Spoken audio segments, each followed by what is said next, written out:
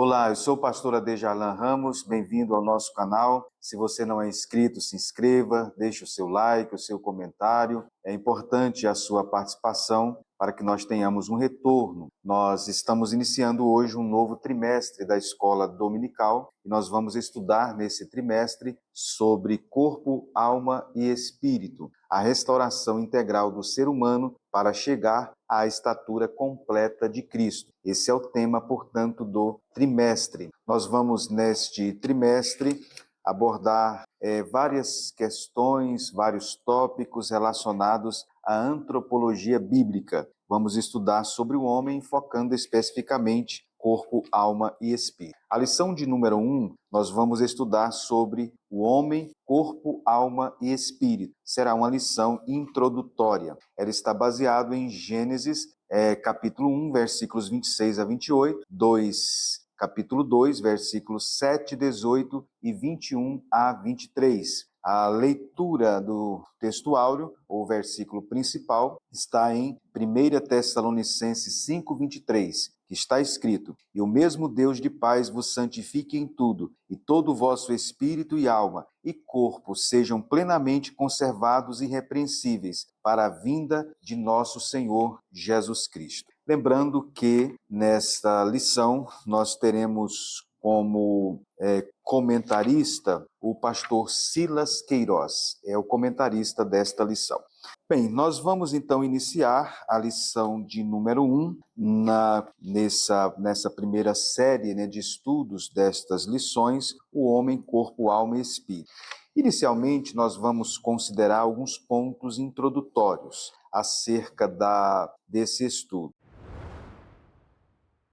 O que é o homem? Essa pergunta ela tem inquietado as pessoas ao longo dos séculos. Por mais que queira fugir dessa pergunta, desta questão, mas as pessoas têm essa inquietante pergunta: o que é o homem? Ou seja, o homem tem estado sempre nos debates, sejam filosóficos, teológicos, reflexões. E essa pergunta ela tem surgido com um senso de urgência ou nova urgência nos dias atuais. Parece que os interesses muito das pessoas hoje não é tanto a epistemologia, a questão de como é que nós conhecemos, proposto por Immanuel Kant, nem também a questão da ontologia, o que é o ser supremo. Mas nós vimos algum tempo atrás um enfoque no existencialismo. É um modo de pensar filosófico, teológico e literário que tem recebido uma nova ênfase. A existência do homem é mais importante do que a sua essência. Essa é a tônica do existencialismo. Mas a pergunta continua: o que é o homem? À medida então que a crença em Deus foi se tornando rara, a crença no homem foi tomando o seu lugar. E aí nós tivemos então um novo humanismo. Tivemos já humanismo no passado, claro que o humanismo é muito amplo e muito vasto em vários aspectos, mas nós já tivemos um humanismo e agora temos um novo humanismo. Esse novo humanismo, ele também enfrentou dificuldades, se tinha a visão de que o homem é bom na sua essência, seria a crença na bondade intrínseca do homem, também na importância dos valores humanos, mas nós tivemos duas grandes guerras mundiais, atrocidades como o regime nazista, por exemplo. Então essas duas guerras mundiais, as atrocidades do regime nazista, abalaram então a crença de que o homem é bom na sua essência, abalaram um pouco a questão do humanismo. E neste lugar veio então o niilismo, que nega todos os valores humanos e nega também o significado da vida. A vida, então, passa a não ter sentido. Dentre os fatores que fez com que muitos adotassem essa visão niilista da vida, estão, por exemplo, a supremacia da tecnologia, o aumento da burocracia, o aumento também dos métodos de produção de massa, o impacto que a mídia de massa tem tido nos indivíduos, nas pessoas. Parece que tudo isso contribui para despersonalizar a humanidade. Nós tivemos também, nos últimos anos, nas últimas décadas, muito desenvolvimento em biologia, psicologia, sociologia, e sempre, então, esses desenvolvimentos aumentam a possibilidade de manipulação das massas por poucos de pessoas, né? Práticas como a inseminação artificial, bebês de proveta, aborto, controle químico de conduta, eutanásia, engenharia genética, coisas como essa, então, levantam muitas vezes dúvidas acerca da dignidade humana. Acrescente-se a isso essas questões sociais, como esse problema, né, de idosos versus jovens, progressistas versus conservadores, grupos majoritários versus grupos minoritários, o problema da igualdade entre homens e mulheres, todas essas questões, né, com um certo senso de urgência, levantam novamente a questão sobre o que é o homem. Essa questão, então, sempre tem estado nos debates, sejam no passado, sejam nos tempos modernos, nos tempos presentes, as pessoas têm procurado, então, responder a essa pergunta. E nesse afã de responder essa pergunta, o que é o homem, entra, então, os sociólogos, os psicólogos, os psiquiatras, entra também os romancistas, os dramaturgos, o que dizer, por exemplo, de Dostoiévski, né, que tentou retratar, então, a natureza humana através dos seus escritos, entra também Paul Sartre, entra muitas pessoas, então, tentando, através, cada um na sua área especificamente, responder à questão, seja, o que é o homem, seja por o viés psicológico, seja pelo viés moral, sociológico, filosófico, cada um dentro da sua especificidade, ele quer responder, ele tenta responder a pergunta sobre o que é o homem. Nos últimos anos, nós temos visto também um tipo de visão acerca do homem materialista, são as antropologias, então, não cristãs, as antropologias materialistas, que diz que o homem é um ser composto de elementos materiais, sendo a sua via mental, emocional e espiritual simplesmente subprodutos da sua estrutura material. Haja visto, por exemplo, a visão marxista da determinação econômica da história, ela repousa sobre uma concepção materialista ou naturalista da vida humana. Para o marxismo, o homem é simplesmente um produto da natureza. Os homens não foram criados à imagem de Deus, na verdade, eles chegam a negar a existência de Deus. Então, esses conceitos marxistas, né, são produtos, então, de uma antropologia também materialista. Então, nesses conceitos, não se tem, então, um espaço, né, para Deus, nem também para a responsabilidade moral. Se Deus, então, não existe, o homem também não tem uma responsabilidade moral. Os homens são apenas partes de uma estrutura social e os males surgem exatamente desta estrutura e os males podem ser eliminados através das mudanças, então, dessa estrutura. A estrutura gera o mal, essas estruturas sociais, e as mudanças dessas estruturas, então, vão resolver os problemas da humanidade. Então, nessa visão marxista, o ser humano não é tão importante como um indivíduo. Ele é importante somente como um membro, então, da sociedade. Mediante, então, isso que nós acabamos de expor, é que entra a importância de nós estudarmos acerca do homem. Então, nesse trimestre, nós vamos estudar um assunto relacionado à antropologia. É bom lembrar que nós já tivemos uma lição há pouco tempo atrás que enfocou a antropologia teológica. Nós vamos, nesse trimestre, enfocar especificamente sobre a antropologia teológica, o aspecto relacionado a corpo, alma e espírito. Nós não vamos ter um estudo amplo sobre os diversos aspectos do homem, mas vamos estudar especificamente sobre o homem, corpo, alma e espírito. Se você perguntar o que é o homem, você vai ter diferentes respostas. Se você perguntar o que é o homem para a antropologia física, a antropologia física vai responder que o homem é um ser vertebrado, membro de uma ordem especial de mamíferos, os primatas, tendo evoluído por certo dos pequenos primatas arborícolas. Se você perguntar para a psicologia o que é o homem, a resposta será: o homem é um ente sujeito a profundas emoções e sentimentos tais que por eles poderia alterar a marcha do universo. Se você perguntar para a filosofia, a resposta será de que o homem é um ser pensante, capaz de chegar pelo raciocínio a elucubrações metafísicas e, no desejo de desvendar os mistérios do mundo, a apresentar teorias bem engendradas que pretendem ser a verdade cosmológica. E se você perguntar à teologia, a resposta teológica será que o homem é um ser que, necessitado de Deus, é capacitado a compreender a revelação divina e a manter contato e comunhão com Deus. Então, respostas diferentes sobre as ciências acerca do que é o homem. Muitas pessoas, filósofos, pensadores, eles falaram muito acerca do homem, né? Certas pessoas, certos pensadores, filósofos, falaram muitas frases, né? Quem não lembra da famosa frase de Rousseau: os homens nascem bons, a sociedade é que os corrompe. Quem não se lembra também daquela famosa frase, né?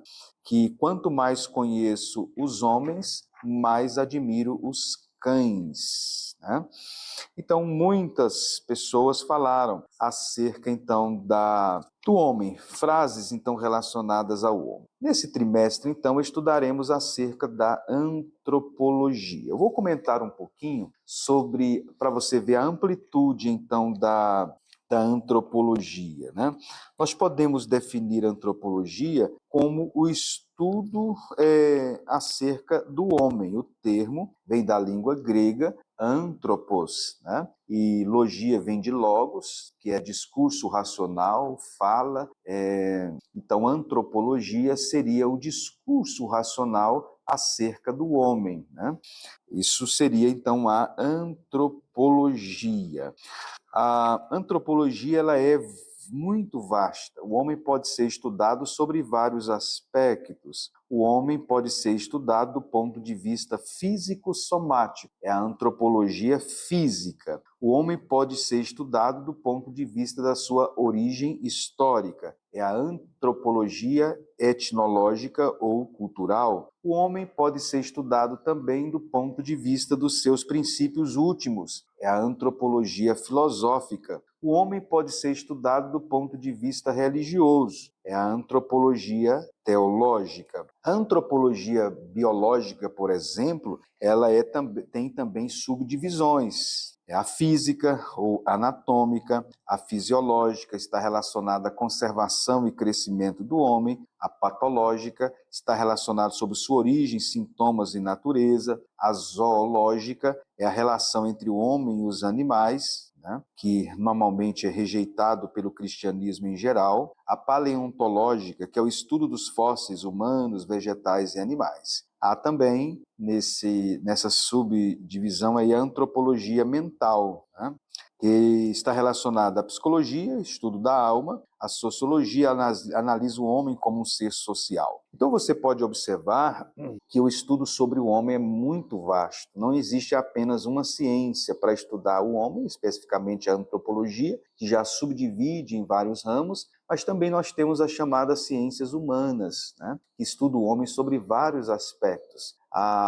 Nós temos a história, nós temos que estuda o homem no tempo, a geografia que está relacionada ao homem no espaço, nós temos a linguística, que estuda o aspecto da linguagem humana, nós temos, por exemplo, a sociologia, que estuda o homem em sociedade, né? O direito, que também está relacionado às relações do homem enquanto o homem vive em sociedade. Enfim, então é muito vasto, né? É muito vasto a antropologia. E um outro ponto também a considerar, você veja que o homem é um ser tão fascinante e mostra a grandeza, então, do ser humano, que o ser humano, ele é capaz de estudar a si mesmo. Nenhum indivíduo, nenhum ser, né, é capaz de estudar a si mesmo. Então, o ser humano, mostrando então como ele foi criado, a coroa da criação, e com elementos bem elevados e distintos na obra da criação, que ele é capaz de estudar a si mesmo. Ele tem autoconsciência, ele tem consciência de que ele existe e ele pode também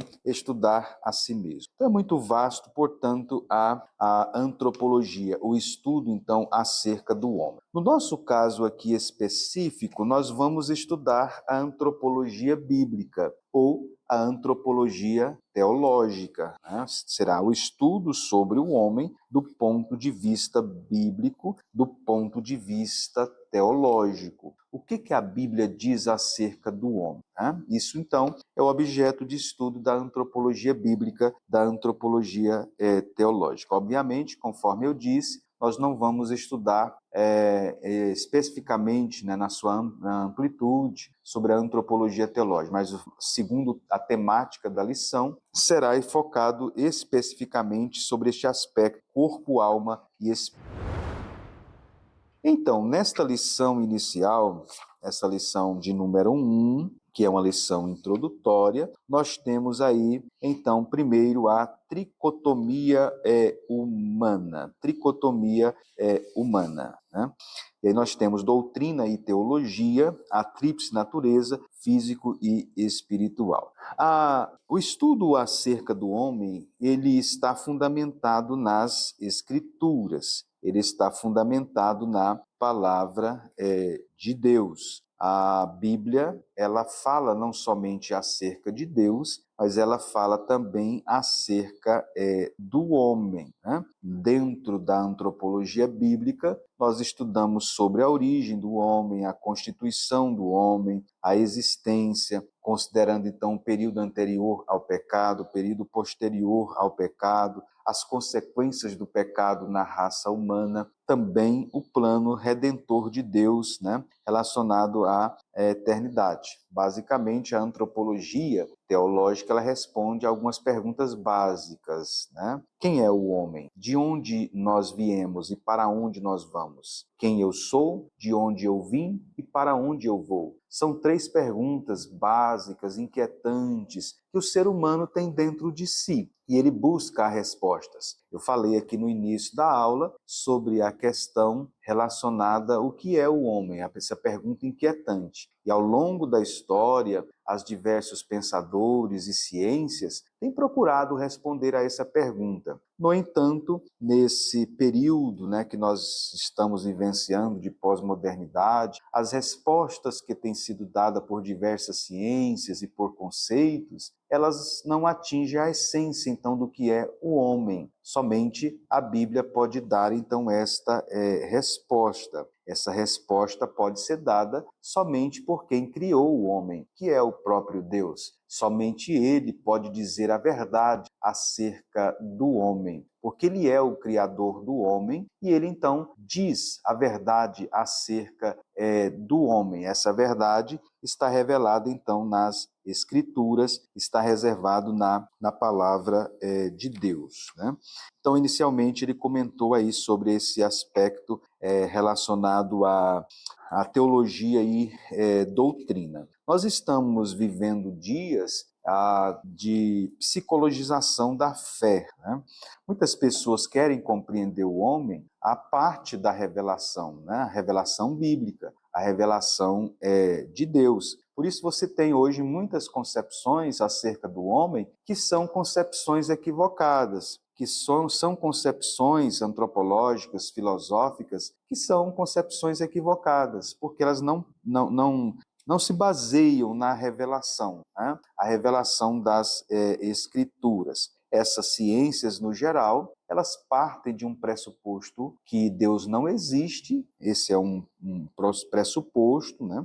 E com isso, então, eles passam a ver o homem, então, do ponto de vista apenas, por exemplo, psicológico. Não se pode, então, ter uma concepção antropológica adequada, se não se verificar que o homem tem uma integralidade e as partes que constituem o ser humano, elas estão interligadas. Este é o foco da nossa lição desse trimestre, o corpo e alma e espírito. Hoje você vê, inclusive, essa tendência de psicologização da fé no âmbito cristão. Você vê muitas igrejas tratando o homem dentro desse ponto de vista. Eles estão psicologizando a fé, né?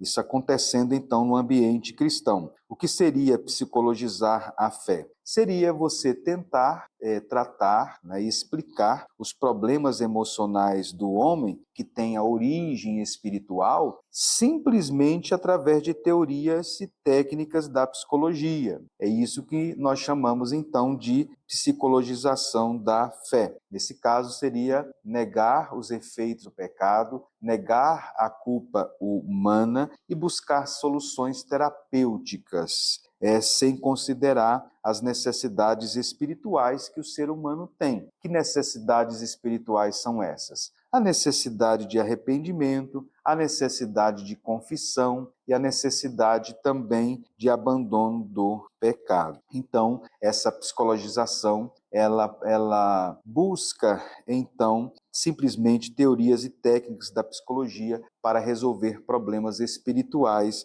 então, do ser humano. Esse é uma tendência que nós estamos vendo nos dias atuais. O Jamiel Lopes, né, é um psicólogo cristão, inclusive ele é comentarista das lições de escola dominical na área infanto-juvenil. Ele escreveu que a aceitação sem questionamento das práticas psicoterapêuticas nas igrejas pode representar um grande problema. Psicologia e cristianismo são dois caminhos diferentes que parecem próximos, mas que ao mesmo tempo são muito distantes. Há um grande abismo que separa um do outro. A psicologia lida com a natureza do homem, como ele vive, como ele muda. A Bíblia lida exatamente com as mesmas questões. No entanto, os principais ensinamentos da psicologia contradizem ou comprometem muitas vezes os ensinos das Escrituras. Fecha aspas, assim afirmou então o psicólogo cristão Jamiel Lopes. Então você observa que há uma tendência na nossa sociedade moderna,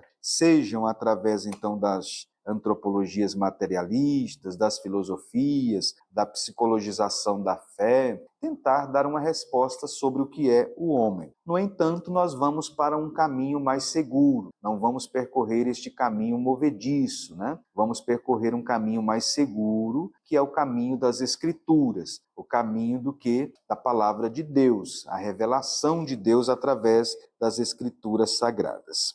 Aí na nossa lição, ainda na primeira parte da tricotomia humana, ele comenta no número 2 a tríplice natureza. Nós é comum utilizar a expressão tricotomia. Em teologia se usa a expressão tricotomia para designar o fato de que o homem é composto ou constituído de 3 elementos: corpo, alma e espírito. Estas são as 3, podemos dizer, substâncias, vamos dizer assim, ou componentes do homem, que são descritos na Bíblia Sagrada. Aí na revista você tem uma lista de versículos. É importante que você leia, é importante que você selecione alguns desses textos para mostrar para os alunos, se você é um professor de escola dominical. É importante você não apenas ficar falando, mas também citar textos bíblicos. Por quê? Porque a nossa escola é uma escola bíblica. Nós não estamos aqui percorrendo o terreno movediço de teorias humanas. Nós estamos percorrendo o caminho das Escrituras. Por isso, então, é importante que você não apenas cite alguns textos, obviamente o tempo talvez não permite ler todos, mas selecione algumas, leia previamente, veja aquelas que você pode selecionar, né, estão mais destacados, para você ler para a sua classe. Aí tem uma lista, por exemplo, Deuteronômio 4:9, Salmo 42:11, Daniel 7:15, Zacarias 12:1, este de Zacarias é uma referência importante, Mateus 10:28, 1 Coríntios 14, versículo 14 e 15. Esses textos, então, aí, o que se pode concluir, então, desses textos aí, é que o homem, portanto, é um ser tricotômico, né? Você vai encontrar debates acerca da dicotomia e da tricotomia. Alguns acham que o homem é formado por um elemento, né, material, o corpo, e um elemento imaterial, que seria o espírito ou a alma. Esses que defendem a dicotomia, eles interpretam que alma e espírito seria a mesma coisa, porque seria, na visão deles, utilizado de forma intercambiável. A Bíblia, em alguns momentos, ela utiliza a expressão corpo para se referir ao aspecto físico do homem, e ela utiliza ora alma e ora espírito para se referir à parte imaterial do homem. Isso faz com que alguns intérpretes interpretem, então, que o fato da Bíblia, em determinados momentos, utilizar ora espírito, ora alma, para se referir à parte material do homem, significaria então que o termo é utilizado de forma intercambiável. Ou seja, ora usa a alma, ora usa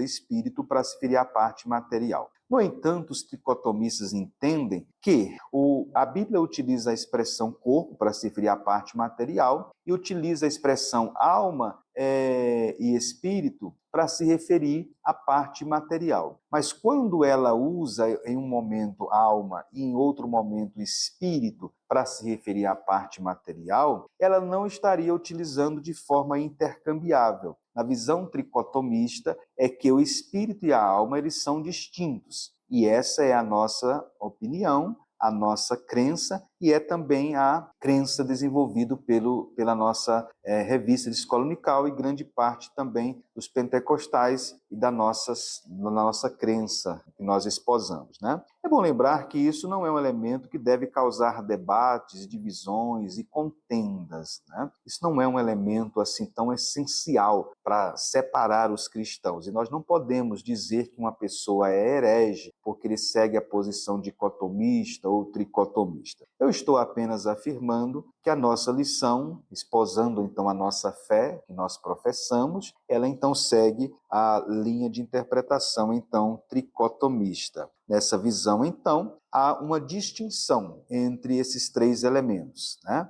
O espírito, a alma e o corpo. O que fica claro aí é que nós somos constituídos por um elemento material e por um elemento espiritual. Nós temos o elemento físico, que veio do pó da terra, e nós temos o elemento espiritual, que é o sopro divino. Isso tornou o homem um ser vivente, diferente então de todos os animais. Então esse elemento aí, o físico e espiritual. No caso, por exemplo, os anjos. A nossa revista cita os anjos. Os anjos são seres espirituais, porém sem corpo. Os animais não possuem a parte imaterial que há no homem, alma e espírito. A alma do animal, sua vida se restringe ao corpo e se esvai com ele. Então, nesse sentido, o animal então é diferente do homem. A alma, vamos dizer assim, do animal, ela é diferente do homem. A alma do animal, quando o animal morre, ela se extingue, porque ela não tem o espírito. A alma humana, ela não se extingue, porque ela está relacionada, eu vou usar um termo, né, força de expressão, pregada, entre aspas, no espírito.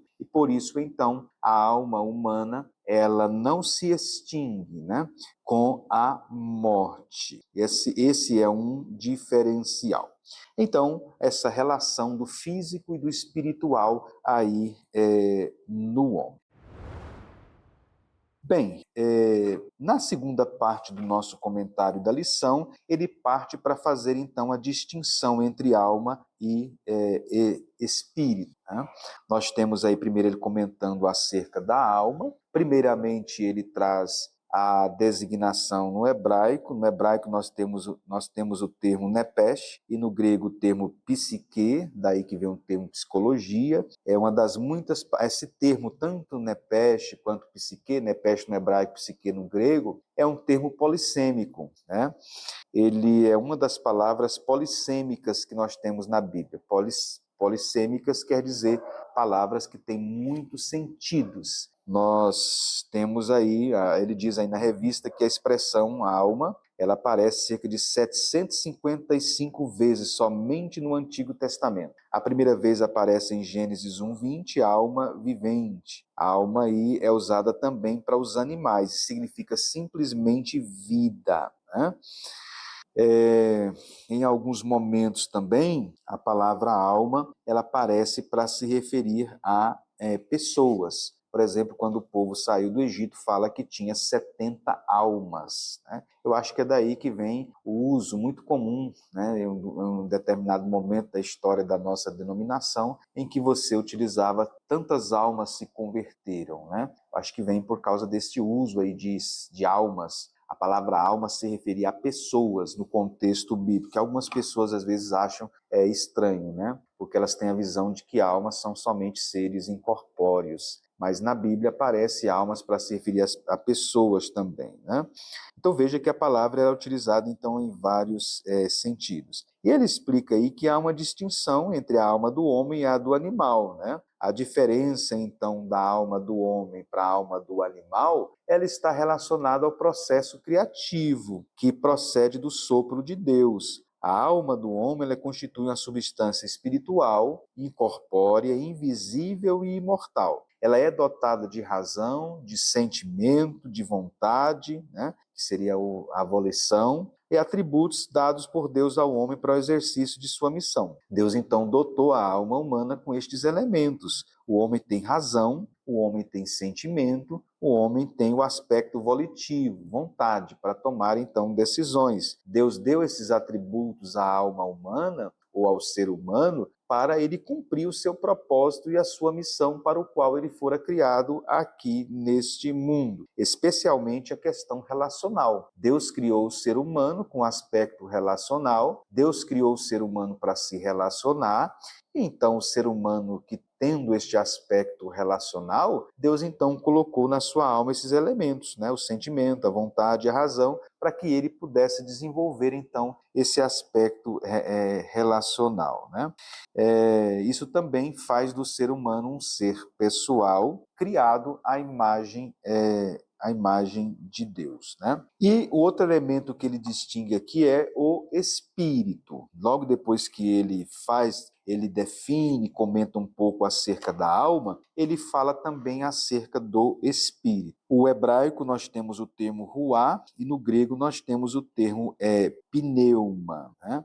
Junto com a alma e inseparável dela, o espírito constitui a parte imaterial do ser humano. Então, o homem tem a parte material, o corpo, o homem tem a parte imaterial, que é o espírito e a alma. Então, o espírito, juntamente com a alma, ele então faz parte da parte imaterial do ser humano. O apóstolo Paulo, nos seus escritos, ele usa a expressão homem interior. Esse homem interior que o apóstolo Paulo utiliza é o termo que ele utiliza para distinguir a parte, ou fazer um contraste, né, direto com o corpo. Quando ele se refere ao corpo, ele diz homem exterior. Quando ele se refere à alma, ao espírito, ele diz homem interior. Então, a forma que o apóstolo Paulo utiliza para fazer o contraste, né, entre esses dois elementos, material e imaterial, é a expressão homem exterior e homem interior. Também nós temos aí no comentário, então, da nossa lição, que o espírito usa e transmite essa vida à alma, que, por sua vez, se expressa por meio do corpo, utilizando, então, os sentidos físicos. Então, o espírito usa a vida que foi recebida de Deus, a fonte da vida que nós recebemos de Deus é o Espírito. O Espírito, então, recebendo essa fonte da vida que veio de Deus, transmite essa vida para a alma. E a alma, então, utiliza o corpo, os sentidos físicos do corpo para explorar o mundo exterior, o mundo que nós vivemos. Então, vem de Deus, passa para o espírito, para a alma, que vem para o corpo, que explora o mundo, então, que está ao nosso redor. É isso que faz, então, a gente explorar o mundo ao nosso redor. É bom lembrar, antes de nós passarmos para o terceiro tópico, que tudo isso que nós estamos falando foi criado por Deus, pelo Criador. Esse é um ponto fundamental da antropologia teológica. O homem não é um ser como produto de evolução. O homem também não é um ser que se autocriou. Nós não criamos a nós mesmos e nós não evoluímos. Nós fomos criados por Deus. Esse é um ponto inicial da antropologia. O homem é um ser criado e foi criado por Deus. E foi criado como uma expressão que a gente utiliza muito, a coroa da criação, né? Aqui mostra, então, a característica superior do ser humano em relação às obras criadas, e foi criado também a imagem e semelhança de Deus. A expressão imagem ela foi utilizada ao longo dos séculos pela teologia com a expressão imago Dei. Imago Dei é uma expressão do latim que quer dizer imagem de Deus. É a expressão latina utilizada em teologia para se referir ao fato de que o homem foi criado à imagem e semelhança de Deus. Nós não vamos trazer aqui uma discussão, pelo menos neste momento, acerca dessa questão imagem e semelhança, o que seria essa imagem e semelhança de Deus no homem, mas, no geral, os estudiosos e teólogos creem que existem alguns pontos de semelhança entre nós e Deus. Existem alguns elementos em nós que estabelecem semelhança com Deus. Isso seria a imagem e semelhança, né? A questão racional, a questão relacional, enfim, estes elementos, então, estabelecem alguns pontos de semelhança entre nós e Deus. Por que Deus fez isso? Para nos criar com a capacidade de se relacionar com Ele. Se nós não tivéssemos alguns pontos de semelhança com Deus, embora no caráter inferior, devido às nossas limitações, nós não teríamos condições de se relacionar com Deus. Então Deus fez isso exatamente para que a gente pudesse ter o aspecto relacional com Ele. Agora, partindo para a terceira parte, então, do nosso comentário, nosso comentarista ele comenta aí a interação dessas três dimensões. Veja que, na segunda parte, ele definiu, né, a alma e o corpo, o espírito, e agora, na terceira parte, ele apresenta, então, a visão de que há uma interação entre essas três dimensões, né? Esse é um ponto também importante da antropologia teológica, que é o aspecto da unidade do ser humano, né?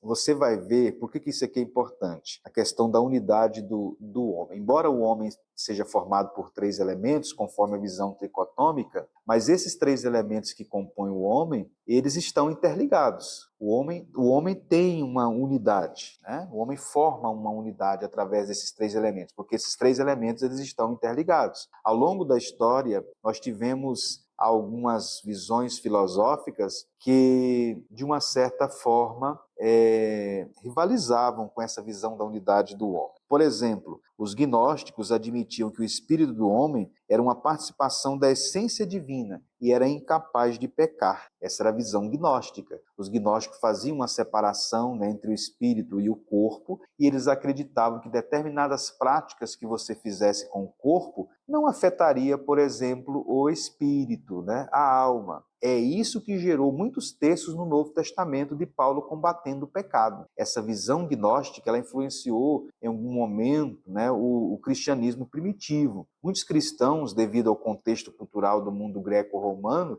eles passaram a ter a ideia de que poderiam cometer os mais terríveis pecados com o corpo, né, que isso não iria afetar o espírito, né? Essa era a visão de um aspecto do gnosticismo. Os apolinaristas, por exemplo, afirmavam que Jesus não possuía espírito humano, suprido que era pelo verbo. Os arianos, por exemplo, né, do movimento arianista, sustentavam que o verbo a que estamos se referindo a Jesus, inferior ao Pai, se unir ao corpo humano sem alma. Os aniquiladores ou aniquilistas sustentavam que os que não nascem de novo carecem de espírito imortal e, portanto, ao morrerem, caem no nada, escapando assim ao castigo eterno. Ou seja, você observa então que ao longo dos séculos teve muitas filosofias e pensamentos, né, que combateram essa ideia cristã de que o homem forma uma unidade. Então, aqui nesse momento da lição, nós devemos então atentar para isso. Isso é um ponto importante para você destacar para a sua classe, porque talvez muitos alunos poderão ter talvez essa visão, né, de não unidade então do ser humano, como coisas então que não estão interligadas, né?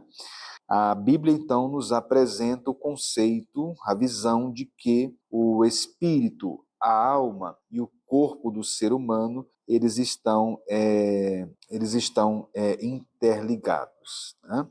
O homem, então, é um ser, vamos dizer, único, com unidade, né? Os elementos, eles estão interligados. Ou seja, quando o homem, então, faz alguma coisa, quando o homem pratica alguma coisa, é o eu, a pessoa que praticou. Então, nós não podemos dizer, por exemplo, foi apenas o meu corpo que fez isso, isso foi a minha alma que fez. Não, quando o homem faz alguma coisa, é o homem na sua totalidade que o fez. É isso que nós estamos querendo dizer. O homem, então, ele forma um eu. O homem essa unidade do homem forma um eu, uma pessoa, uma personalidade. E essa personalidade, este eu, ele tem unidade, né?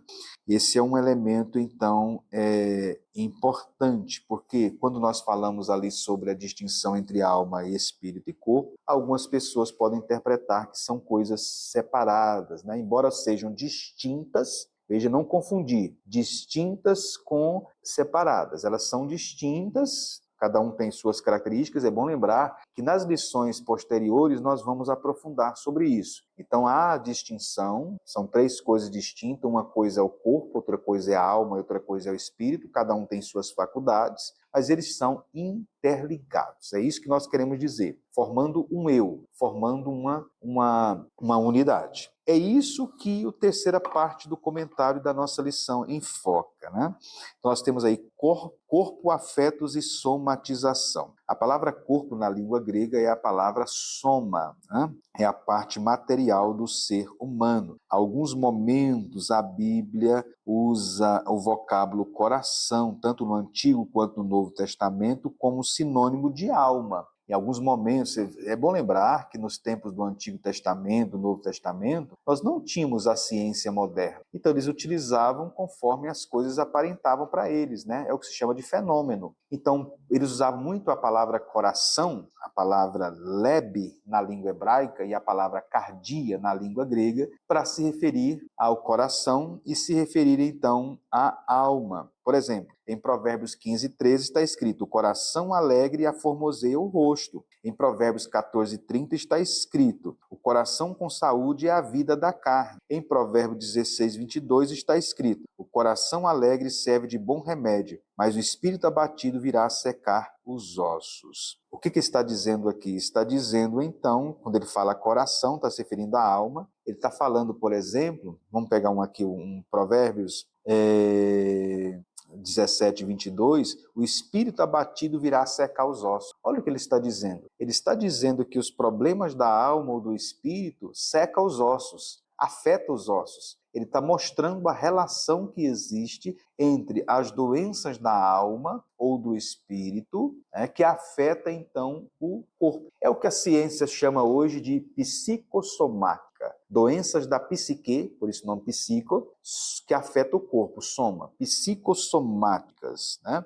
A partir do século XX, essas doenças foram chamadas de psicossomáticas, que são problemas físicos que decorrem de crises na alma. Nos nossos dias, isso tem multiplicado de uma forma muito grande. Pessoas que às vezes têm um problema físico, um problema no corpo, fazem exames, vão ao médico e não encontram nada. Por que não encontram nada? Porque são doenças da alma. São doenças da alma que estão afetando o corpo. Olha como que a Bíblia no Antigo Testamento já falava disso. Esses versículos que nós citamos aqui em Provérbios. Olha como é que a Bíblia já se adiantava à ciência moderna. O que a ciência veio chamar de doenças psicossomáticas, Provérbios já falava acerca disso. Provérbios já falava de coisas da alma que afetava o corpo, né? O soma. A nosso corpo. Então, nós temos visto, nos dias atuais, aumentar, né, essas doenças, as doenças, então, psicossomáticas. Então, veja que nesse primeiro momento aí, ele estabelece a relação entre corpo, afetos e somatização, que seria, então, o afeto, o fato de que essas doenças afetam, então, o corpo. Esse sentimento, essas emoções negativas afetam o corpo. Agora, no segundo momento, ele mostra a questão do equilíbrio e saúde. Da mesma forma que o corpo padece pelas disfunções da alma, e do espírito também sofrem por problemas do corpo, naturais ou não. Ele cita como exemplo aí a língua. A língua é um dos membros que mais produzem angústias ao ser humano. Tá aí as referências bíblicas. Provérbio 18, 7, 21, 21, 23. Lá em Tiago 3, e o versículo 6, a língua tem o poder de contaminar a pessoa por inteiro, disse Tiago. A língua pode contaminar a pessoa na sua totalidade, assim disse Tiago. Então isso mostra o quê? Isso mostra, então, que nós devemos viver uma vida equilibrada. Isso mostra, então, que nós temos que viver uma vida de santidade, uma vida de retidão, de vigilância, de oração, preservando a nossa alma, preservando o nosso espírito. Porque você cuidando da alma e você cuidando do espírito, isso vai, então, preservar também o seu corpo. Então, algumas pessoas que estão sofrendo de problemas físicos é porque elas não cuidaram da alma e não cuidaram, então, do espírito, né? Agora, um outro ponto que ele cita aí é a questão de busca por medicamentos como solução para todo tipo de problema emocional. A nossa sociedade hoje, né, formada por muitas pessoas com esses problemas emocionais. E nesse afã de resolver os problemas emocionais, eles então buscam por todo tipo de medicamento. Ele está mostrando o cuidado que deve se ter com discernimento e cautela. Veja que ele não está proibindo o uso de medicamentos. Ele está dizendo que se deve utilizar com cautela, com discernimento. O acompanhamento médico e psicológico é importante em situações clinicamente diagnosticadas. Mas e aí quando o problema tem origem espiritual? Em alguns casos, o problema não foi clinicamente diagnosticado e pode ser que tenha fonte, então, espiritual. Qual seria uma dessas questões que poderia gerar isso? Ele enumera, por exemplo, pecados não confessados. Pecados não confessados, medicamento não vai resolver. No máximo, pode aliviar os sintomas. Mas o que iria resolver nesse caso aí, os pecados não confessados? Arrependimento, né? Abandono, confissão, arrependimento, abandono são essenciais para a verdadeira cura da alma. E concluindo, nós podemos afirmar que você está vendo a importância desse estudo nesse trimestre. Você está vendo a importância de nós estudarmos este aspecto da antropologia bíblica, que é essa relação do corpo, da alma e do espírito, para nós termos uma vida saudável, uma vida também cristã equilibrada. Você observe que às vezes até pessoas piedosas passam por problemas assim. São pessoas cristãs, são pessoas tementes a Deus, mas às vezes, se não tiverem cuidado, podem ter um problema, então, exatamente nesta área. Então, esta é a nossa lição, a primeira lição deste trimestre. O homem, corpo, alma e espírito. A lição principal que fica aqui é que nós devemos buscar uma vida equilibrada.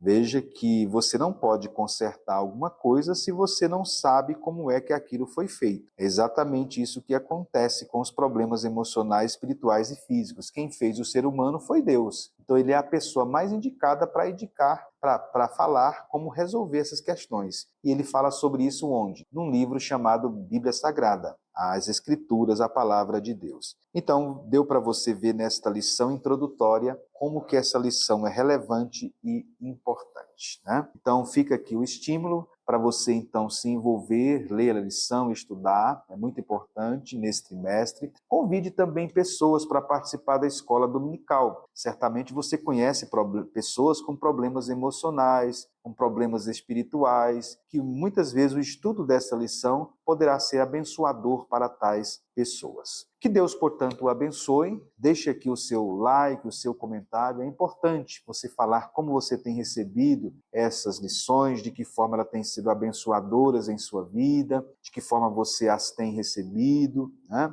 De que forma ela tem ajudado, quem sabe até a solucionar, a ampliar a sua visão sobre determinadas questões que você tem enfrentado ou está passando. Enfim, deixe aí, isso é importante para nós termos um retorno. Nós agradecemos a você que esteve conosco. Compartilhe também esse vídeo com outras pessoas, né? Aí no seu círculo de contatos, na sua igreja, na sua congregação. E queremos contar com você nesse trimestre de estudo sobre corpo, alma e espírito. Eu creio que as próximas lições vamos então aprofundar nessa temática tão relevante e tão importante. Que Deus o abençoe e nós esperamos você na próxima lição.